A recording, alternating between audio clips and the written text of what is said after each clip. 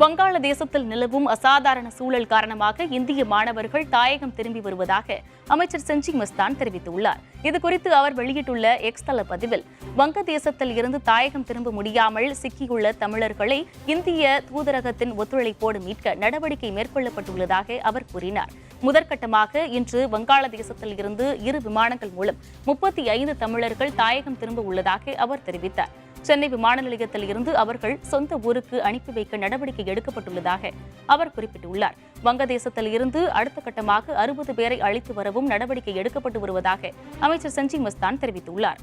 இந்த நிலையில் தமிழகத்தை சேர்ந்த மாணவ மாணவிகள் வங்கதேசத்தில் உணவு, தண்ணீர் வசதிகள் இன்றி பரிதவித்து வருவதாக தகவல் கிடைத்துள்ளது. இதுகுறித்து தமிழக அரசு வங்கதேச அரசு அதிகாரிகளை தொடர்பு கொண்டு அங்குள்ள 32 மாணவ மாணவிகளை சொந்த ஊர் திரும்புவதற்கு விரைந்து நடவடிக்கை எடுக்க வேண்டும் என மாணவர்களின் பெற்றோர்கள் கண்ணீர் மல்க கோரிக்கை விடுத்துள்ளனர். பங்களாதேஷ்ல டாக்டர் படிக்க வைக்கிறதுக்காக டாக்டர் சேர்த்தோம். இப்ப செகண்ட் இயர் படிச்சுட்டு இருக்காங்க. 4 நாளுக்கு முன்னாடி ஒரு ஃபோன் கால் வந்துச்சு, இந்த மாதிரி இங்க வந்து ரொம்ப பிரச்சனையா இருக்கு, இஷ்யூவா இருக்கு, என்ன பண்றதுன்னு தெரியலப்பா அப்படின்னாங்க. அதுக்கப்புறம் இன்டர்நெட் கனெக்ஷன் பண்ண முடியல, கனெக்ஷன்லாம் கட் ஆயிடுச்சு. 4 நாளா தொடர்பு கொள்ள முடியல.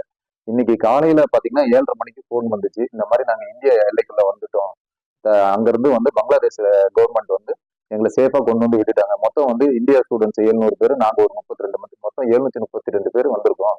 காலையில இருந்து தண்ணி வசதியோ, குடிக்க தண்ணி, உணவின்றி தவிச்சிட்டு இருக்காங்க. அவங்கள வந்து தமிழக அரசு உடனடியா மீட்டு அவங்க பெற்றோர்கிட்ட ஒப்படைக்கணும்னு சொல்லி மிகவும் தாழ்மையுடன் கேட்டுக்கொள்கிறேன்.